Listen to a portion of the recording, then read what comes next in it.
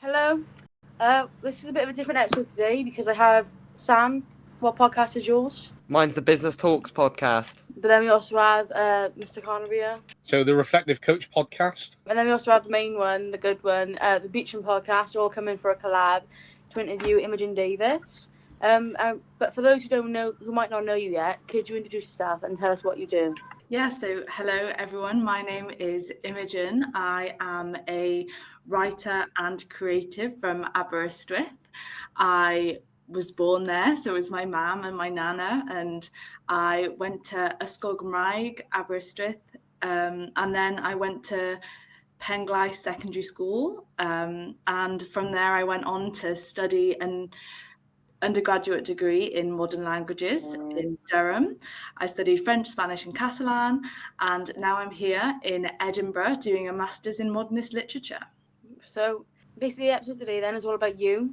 So we'll have questions from all different sides of the podcast. So some from Liam, some from me, some from Sam, maybe some from Mr. Connery. But when did you first start writing poetry, and do you remember the moment it clicked for you? I've always been writing. I think I've always had kind of notebooks going and scribbling stuff down or writing notes on my phone. But I never really saw it as poetry for a long time. I was just writing down ideas or inspiration that I'd seen.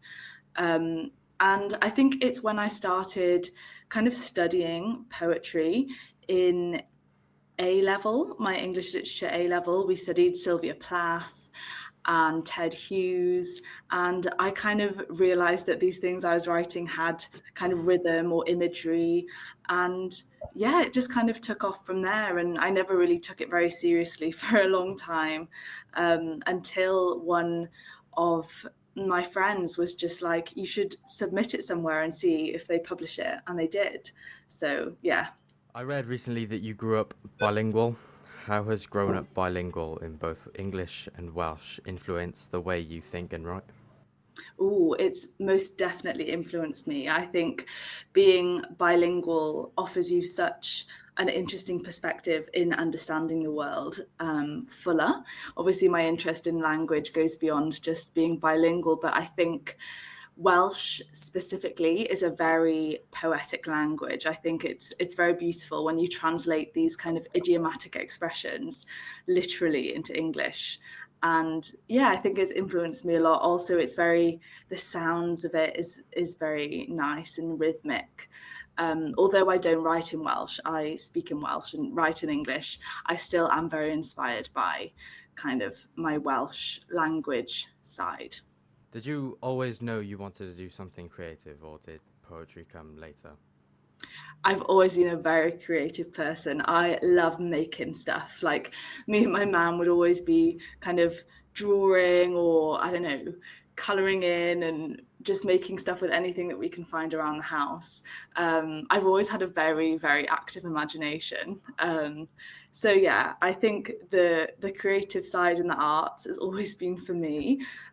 Definitely not kind of science and mathsy. That's just not me. Were there any poets, books, or teachers that had a big influence on your early writing? I think most definitely my English A-level. That's when things kind of started to fall into place. But now that I'm older, I kind of realised that I have had this inspiration from much earlier in my life. So in Ysgol Gymraeg, the primary school that I went to, we had our own Eisteddfod, and obviously we had to learn these poems to recite.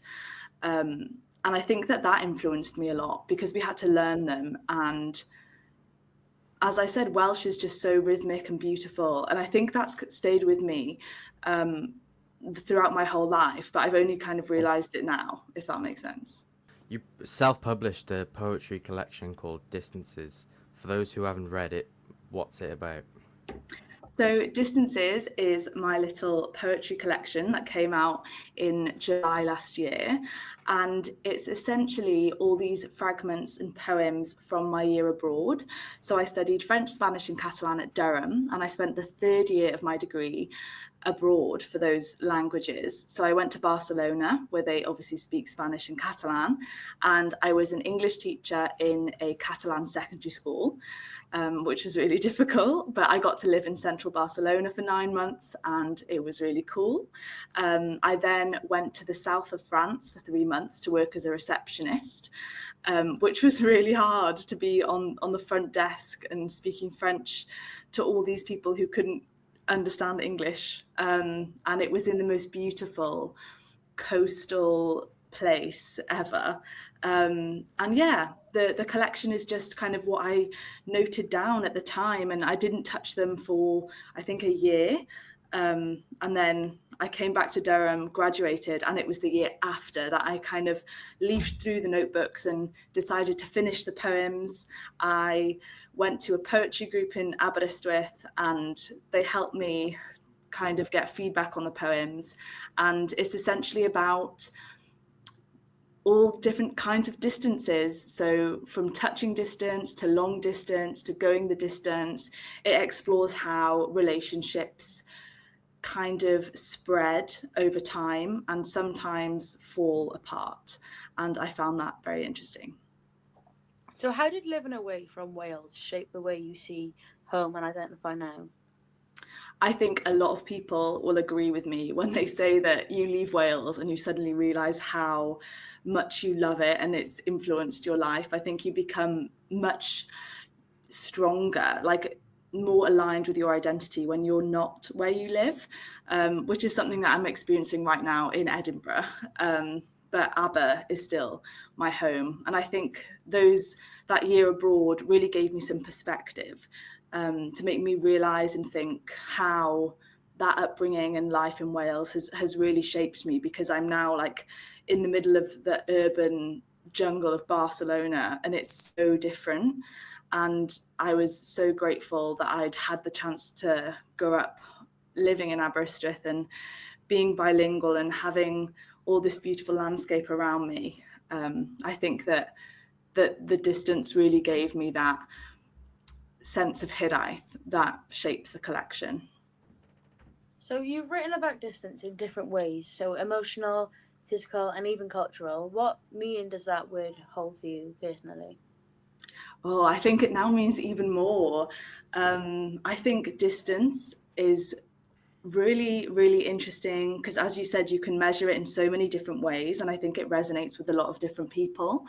You can have the distance of time, and this distance of feeling, and I think they're two very different things. You can feel so much within such a short amount of time, or feel so much within double the amount of time. And I think how those two concepts intertwine are very, very interesting. I don't know what distance means to me now concretely. I think it means all these things. I think I'm discovering that the word has even more meanings than I initially thought it did. And I think that's true for most words that we use, even common words like distance. Yeah. And what was the most challenging part of putting a collection like that together, emotionally or practically? Oh, I think having the confidence to do it was really hard. You know, I'd put it all together and then I gave it to my friend to read, and I was like, can you tell me if it's any good? Because I don't know if I'm about to embarrass myself or make such a massive mistake. I think that was the hardest bit, having that kind of leap of faith to do it, because I could have organized it all on my Word document on my computer and never actually printed it and had the launch and kind of exposed it to the world. That was the scariest part, I think. So when you wrote your first book, what was the hardest part of creating and self-publishing your first book? I didn't know what I was doing. I was on the steepest learning curve ever. I've not spoken to anyone who self-published a book before. I don't think I knew I was doing it, to be honest. The beginning started out as, I was just going to publish a PDF together in a little booklet with staples in it. That was the initial plan. And then I started to see that I had more poems and that Distances was these actual in 5 different sections. So it grew. And suddenly when I went to ask the printer how they would print it, they said that they'd have to print it in a book. Bound with kind of glue and a spine instead of just kind of folded over paper as I'd initially imagined. So yeah, it just kind of spiraled like that. But I definitely felt like I was by myself. You know, you're not really part of any community at this stage. I had no idea what I was doing. I was kind of asking friends to proofread it for me to make sure there's no spelling mistakes. And it took a lot of trial and error. I'd send it off to the printer and then they send you a proof copy so you can see if you like how it looks. And there was a few problems with like the colors of it, or what color paper I wanted, if I wanted white or cream, or like where you put the contents page and how you number the pages, and all these fiddly bits that I didn't know anything about. And I was literally just Googling and looking at other books on my shelf for examples. So I'd say the hardest part was kind of doing it alone. And what was the most challenging part of putting Distances together? Was there a poem that was especially hard to write? Ooh, I think all of them came very naturally to me because they're all just sitting in my little notebooks. So I think the hardest part was probably letting other people read them. Some of them are very personal, and to decide to put them on the page and share them with lots of other people is probably the hardest bit. But some of the poems took a lot of redrafting. But I think because the collection came together so organically, the writing wasn't difficult. And did you learn anything surprising about yourself or your writing while creating the collection? Oh, that's a good question. I think I realized after publishing it that I am quite an experimental poet, that I don't really like rules. Like I don't like following the rules of poetry because there's a lot of rules. If you're writing a sonnet, it has to be in iambic pentameter. That means having 10 beats in a line, and it has to be 14 lines. And I don't really like following all those rules. And looking back at the collection now, I can see how I've kind of broken all the lines up on the page, and I've kind of used different forms and ways to express myself. So I think I surprised myself that way. Yeah. What usually inspires you to write? Is it memories, emotions, places, or something else entirely? Oh, I like to write in the mornings. So I think it's mainly from my memories that I'm writing from. I'm hardly ever writing in the moment when something is happening, because I'm living the moment. So it's kind of how perhaps I've slept on it and thought about it and come to terms with it. I like to go on lots of long walks, and I think my mind is probably thinking about things that I don't know it's thinking about. But yeah, memories I find the most interesting, or how I've experienced moments, like how they make me feel. I think that essentially writing is just putting down how we feel. When you hit a creative block or things that don't flow, how do you handle it? Oh, I usually just do something else. Put some music on, go outside, maybe do my washing, wash up, do all the practical things like water my plants or ring my nana. Just do everything else that I need to do. And I don't really force writing, to be honest. I just let it happen when it happens. I write every single morning regardless, about whether what I'm doing that day or how I'm feeling or what happened the day before. And then usually if things crop up throughout the day, I'll just jot them down. And yeah, also on train journeys, things seem to come together. But when I've got a poem that I've kind of got the skeleton down, I'll sit at my desk where I am now in front of my window and start to flesh it out, reread it several times and see how it kind of fits with me. But poems usually take a long time to write. It's not like you sit down and you've written it. You have to come back to it several times. So I just let the process run, and yeah. How do you decide when a poem is done? Do you trust your gut or workshop it with others? Ooh, so for the collection, I took every single poem to a poetry group that I attended in Aberystwyth called the Distillery Poets, and they were all retired. I was the youngest there by like 30 years. So they had sound advice, and I wanted to make sure that what I was writing made sense. Because I think when you're writing, you see it in your head, but no one else sees it. So it's really important to get a second opinion. But whether a poem is done, you just never know. I don't think it's ever done personally, but you do just have to draw a line under it eventually. There's this poet called Elizabeth Bishop, and she's a very famous poet, and she only ever published about 100 poems in her lifetime, and she spent like 8 years on one, which is crazy. I prefer just drawing a line much sooner than that and moving on, because I have too many emotions. And do you write more for yourself or with readers in mind? Oh, no, I just write for me. I'm just writing about how I feel. Usually it's all a bit of a mess, and I don't know how I feel. But I think that's where the best writing comes from. I know that some people say that you should write for your readers, but I think the true purpose of writing is expressing the feelings that you have and making sense of them and learning more about yourself. You grew up in Aberystwyth, and how has that environment, the sea, the landscape, and the community influenced your work? Oh, massively. I love Aberystwyth. So as I mentioned, my nana was born there, grew up there. My mum was born there and grew up there, and so was I. And I think that family history has really left a strong impression on me and my connection with the town. So my nana was a bookbinder for the National Library of Wales. So she used to sew the books together and the newspapers together back in the day.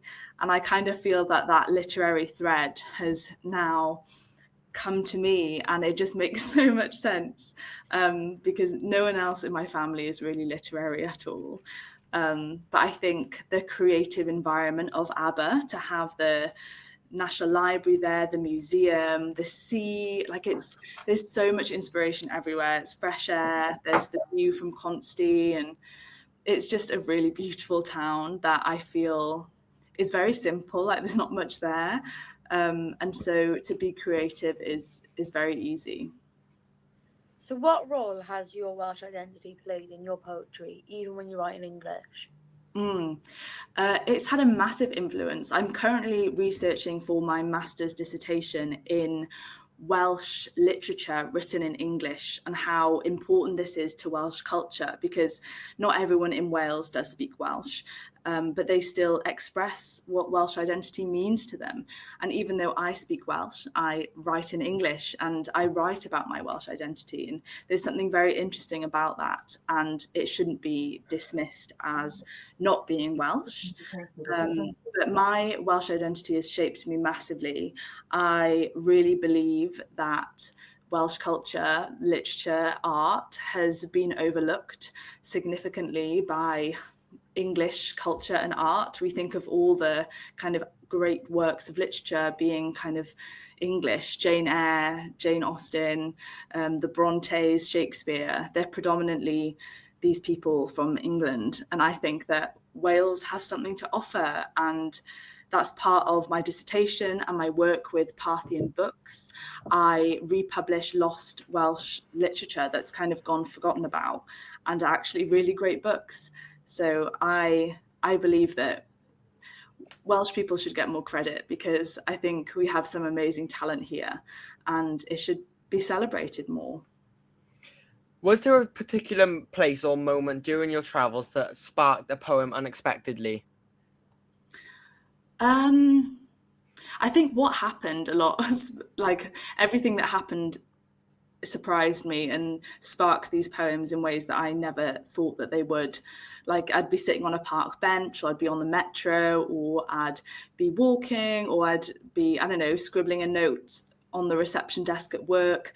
All these moments, I was just so receptive to how different the world was, and everything was inspiring to how, I don't know, like just the behavior of people in another country. I think you become very aware of how different you feel. And so everything becomes kind of this most amazing pool of inspiration that you just want to capture and understand. So, No, wrong bit, sorry. Oh, how did it feel navigating your Welsh identity while living in countries where people didn't know much about Wales? Oh, this was really hard. This made me feel like an outsider in most spaces. But I've got to say that in Barcelona, so they speak Catalan and they speak Spanish, and it's very similar to how Welsh and English works. So Catalan would be like Welsh and English would be like Spanish. So Spanish is like the predominant language of the culture. So the pupils in the schoolyard would be singing these Spanish songs because that's what was on the radio. But in their family homes, they'd be speaking Catalan. And I felt very connected to that in the sense of my own Welsh identity was reflected in this bilingualism and duality of culture. And I was really inspired by how persistent the Catalans were to preserve their own culture and how important that is to them. Because only in 1975 could they kind of speak their language again, because it had been banned under Franco's dictatorship, which is crazy. And I'm just so grateful that we still have our Welsh language. And yeah, in France, I think I did definitely feel like the outsider. I was in this very rural place where no one could hardly speak English, never mind Welsh. But it became a very cool thing. And I was kind of known as the Welsh person, and I bought my little Welsh flag, and it's a great way to connect with people. I made Welsh cakes for everyone, and it was just a great way to bond and share culture and make connections. So you've described Wales as your inner landscape. Can you talk about what that means to you now? I think it is still very much my inner landscape. I think because I've grown up in Wales, that when I close my eyes, that's kind of where I am always. And I mean that in the sense of not even the natural landscape of kind of hills and mountains and the sea. I mean in the sense of the street that I live on, my little town, and it's not perfect and it's not very glamorous, but it's kind of what I grew up with. And I think that follows us all around in some sense. And I'm just still coming to terms with it now, I think, because I'm living in Edinburgh, which is a much bigger city. There's so many people. And I think I feel at home here because the landscape is so similar. Edinburgh has this wonderful mountain in the middle of the city called Arthur's Seat, and the sea's not too far away, so I go there often, and I realise that I feel calmer and better when I'm with these familiar landscapes that kind of match my internal mental landscape. I read recently that your Nana was a bookbinder. How does that legacy of storytelling and literature connect to your writing today?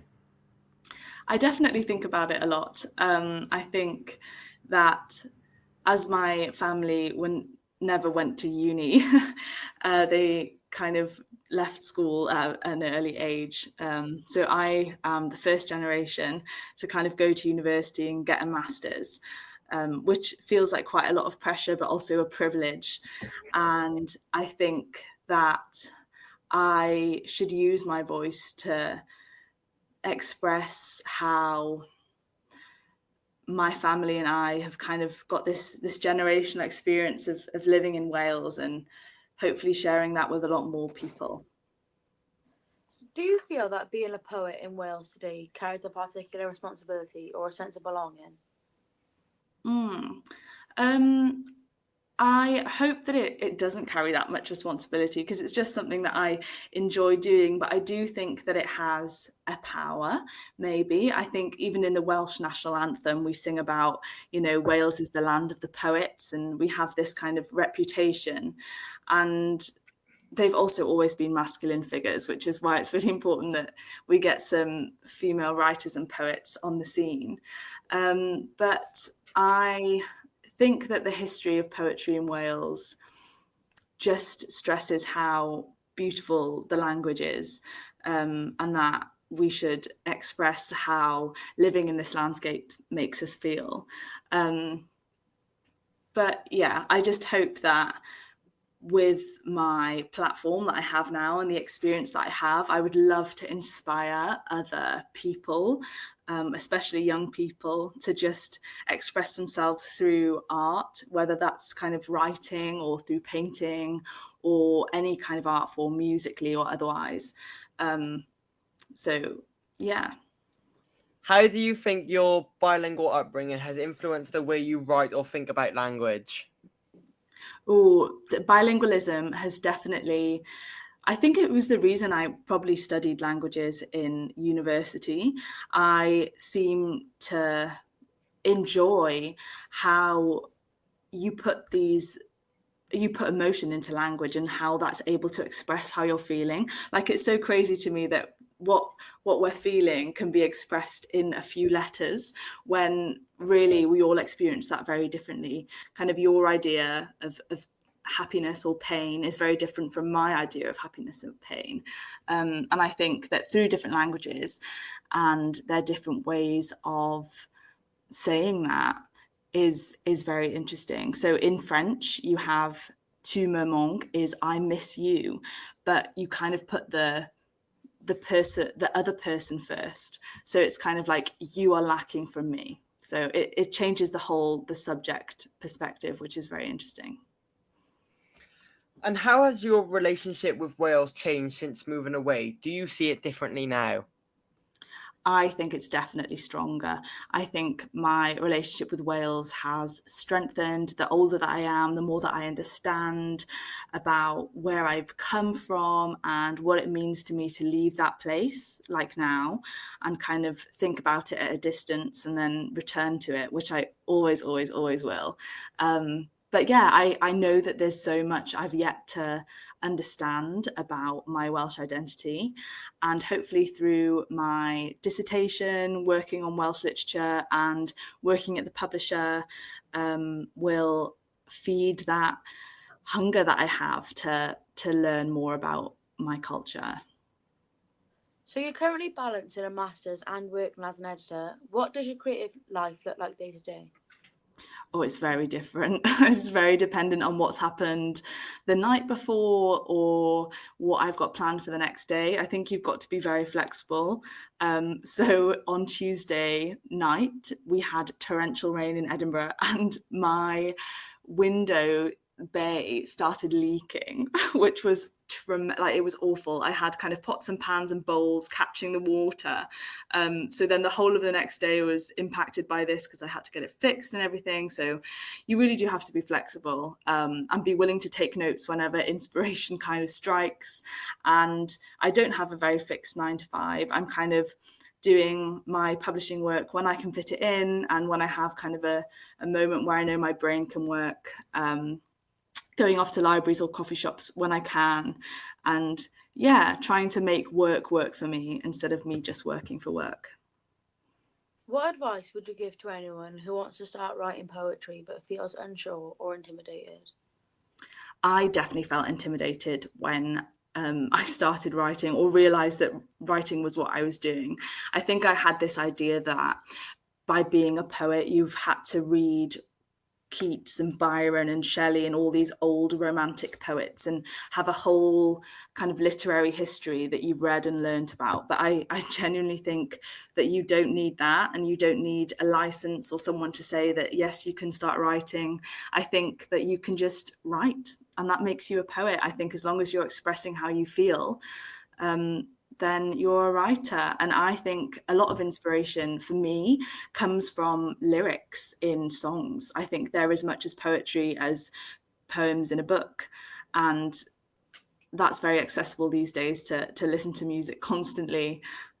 So I think if you can take inspiration from that, or even the sounds of nature, or the cars or birds or anything, you can be inspired by it and you can just write.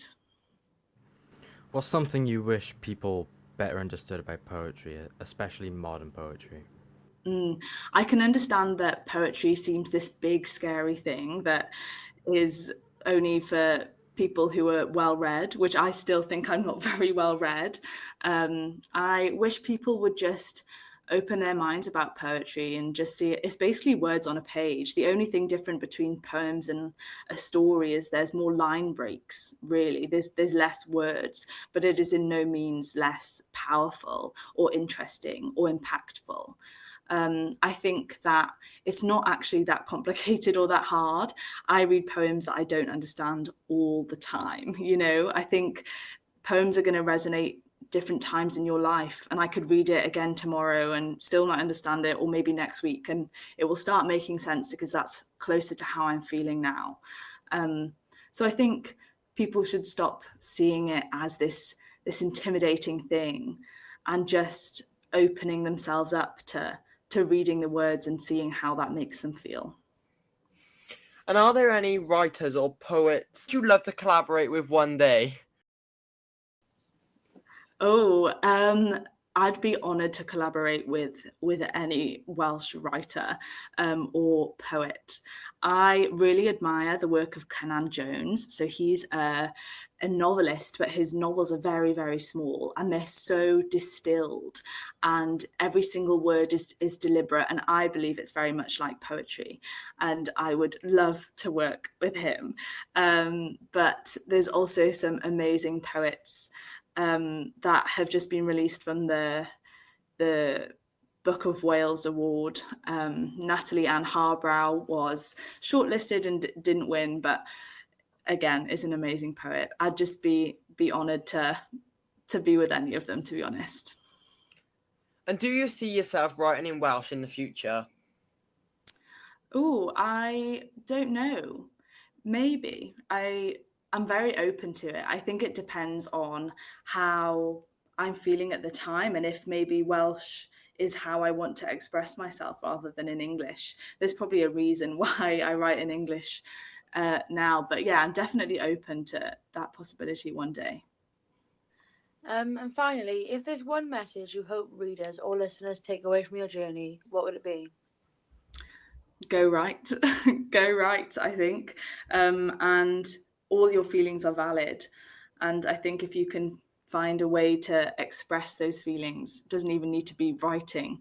I think it's great, and hopefully will make people feel better. But yeah, your feelings are all valid. Thank you. Imogen, we're just going to swing back round if that's okay. Sure. Because there's an amazing section which I just want to touch upon, and that's been your amazing experience at the Euros in the last few weeks, where you had the amazing opportunity to go abroad with a great group of people, quite a few recognisable faces by some of the people that I've seen in your pictures, right?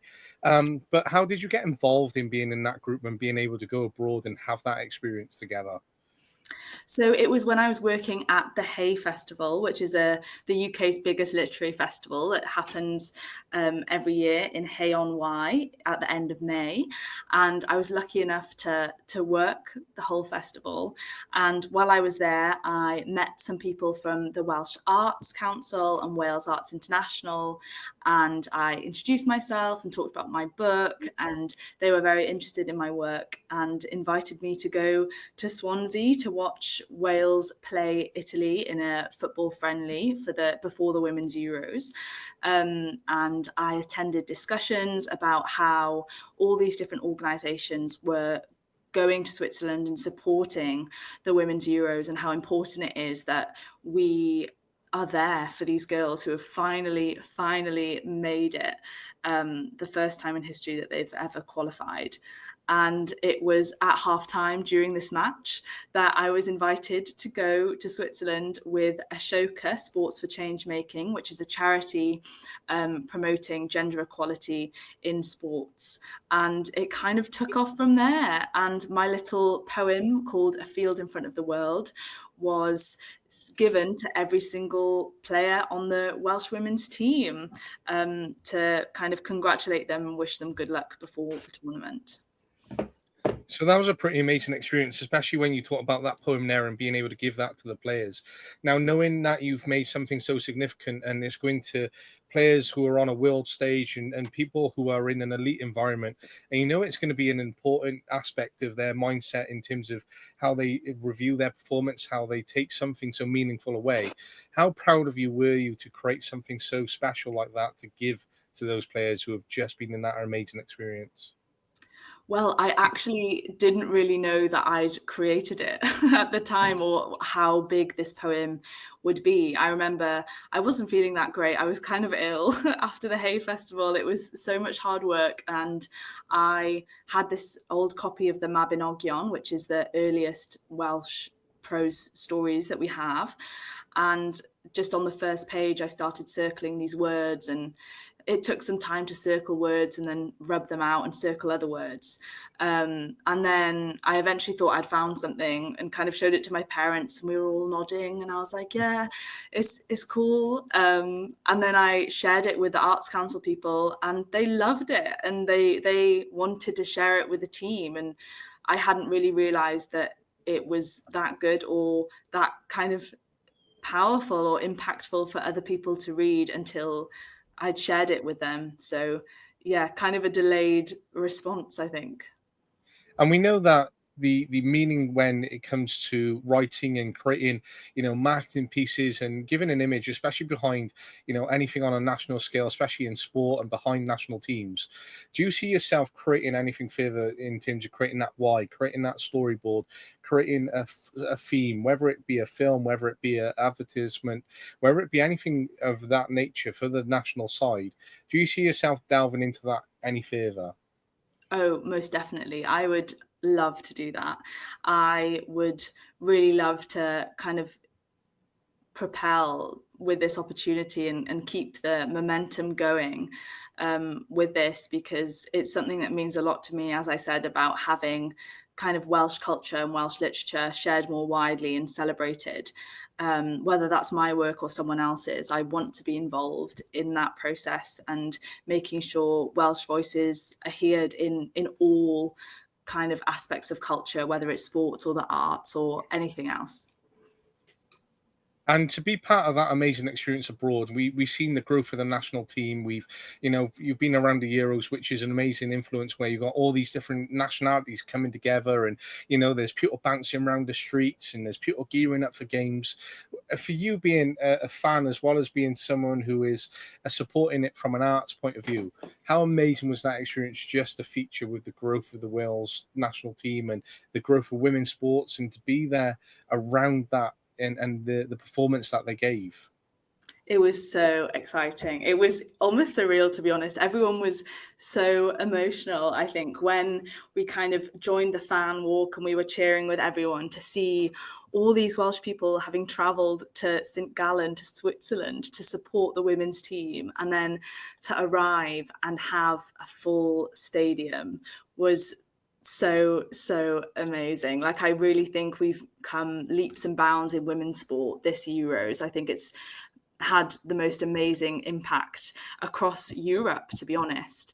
And when Jess Fishlock scored that goal, we went through the roof. It was such an honourable moment to be there.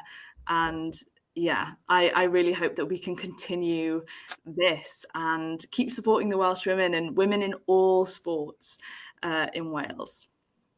I think there's certainly an opportunity for growth, especially with the women's game, especially with the Euros and the shape that it's taken to certainly keep involved. But just floating back around to some of your cultural aspects, right? You're currently in Scotland right now studying, where the history of Scotland is so rich within itself. To Edinburgh, to some of the cities around it, to Glasgow, to Mary Queen of Scots, to being Welsh, and the Prince of Wales, and your Welsh pronunciations can be much better than ours, right? Because down south we have a different take on the Welsh language sometimes, where the English influence sort of hit us more than the rest of Wales, right? But Llewellyn ap Gyfrwy, right, the only Prince of Wales, and then you go to look at William the Conqueror in France and Napoleon Bonaparte, to the Spanish Armada, right? All these countries are rich in their culture and history.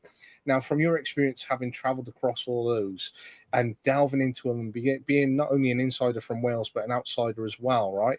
Which has been the richest culture of history that you have really felt the impact upon you? Oh, I think it's going to have to be the Welsh history. But that's only a recent thing, I think. I've kind of grown up not really realising or very interested in Welsh history, even though I lived in Aberystwyth, where there's the National Library of Wales. I was always kind of interested in history, but I never really delved into Welsh history in the way that I am now. And I think that because it's so undiscovered almost, I think like the books that I'm looking at for my dissertation and with my publisher, there's no information about them. You can't Google it. This is kind of the first time that they're reappearing. I'm taking this very rare copy from the National Library of Wales and making it available to more people. So I think that maybe if I had that as a younger person, I would have been interested at a much sooner age. But I didn't really realise the richness or depth of the Welsh history and how it's so deeply ingrained in who I am until I probably left and came to Edinburgh or went to France. And when people start to ask, you know, are you Welsh? And you're like, yeah. And then you start to question, what does that really mean? I think that the Welsh culture and history has had the deepest impression on me. Fantastic. I think that's a brilliant answer. And when it comes to the next 10 years, where do you see yourself and what do you think you'll be doing? Oh, I have no idea. I don't even know what I'm going to have for dinner or what I'm really doing tomorrow. I might get another leak in my window. I don't know. Although I'm like a very organized and planned person, I think 10 years is a very long way away. I don't know what I'm going to be doing when I finish my master's next year. So I've got one more year left. But I hope that in 10 years, I will be satisfied with everything that I've done and contented, I think. And I hope that I'm surrounded by equally good friends as I am now. And I hope I can take my family out to dinner and ring my nana every day and tell her that I love her and just live in this kind of daily life routine that I do now. Because, yeah, I'm happy. I think that's the most important thing, is to be happy. And, it's nice that you keep touching upon family and the impact and how close you are to them, right? The most amazing thing is that we're sat around this table now and we got Sam from a business background and interest in business, myself, business and sport. You spoke about the literature side at the start, and I'm more of a arithmetic and coming down to numbers, right? Then you got Serena, who's from arts and background herself, a performer, as she likes to say, singing, dancing, and on stage and all these incredible things, to Liam, who's in marketing, content creation, and being on stage himself and being from a media background. So it's incredible to bring everyone together and certainly bring this to life from your experience and the incredible feature which you have to talk about and have spoken about today and with Sophia the other week. So we really appreciate you coming on. But there's one special request which the guys have asked me to pose to you, right? Because you're the scribe and the master out of all of us sat round almost this round table, right? And that is, if you could write a poem which features all three podcasts together, which we could put out there when you've got some spare time. Oh, I'll have a think. I'll have to get some inspiration from looking at all your various medias and how they align and cross paths. I think that'd be very interesting if we could put that out and especially publish that from a school perspective and a community perspective. I think that'll be amazing. The piece, how the work has come together, but also to have that out there as commemorating what this wonderful experience has been with you. Now, Imogen, that's all the questions we have for today. But if it's okay with you, if we could go on to some quick fire questions, please. Ooh. Would you rather use pen and paper or would you rather type? A pen and paper. City cafe or quiet coastline? Coastline. A poetry book you always recommend? Ooh, that's a really good one. I'd just go with anything by Sylvia Plath, to be honest. And what is the first language you ever wrote a poem in? Welsh. And your favourite Welsh word? Oh, I don't know. I think my favourite Welsh word is probably cerddoriaeth, because you've got cerdd, which is music, and iaith, which is language. So it's kind of like the language of music. And I think that's very beautiful. And what is a poem you wish you'd written?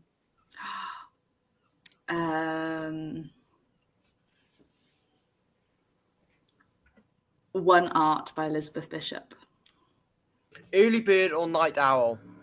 Oh, early bird, 100%. And one place that inspires you? Aberystwyth. And what's always in your bag? My notebook. Big thank you from me and the team, and you've been so flexible, so great, and to make sure that you've really given all the information that you've had to offer from your experiences has been appreciated.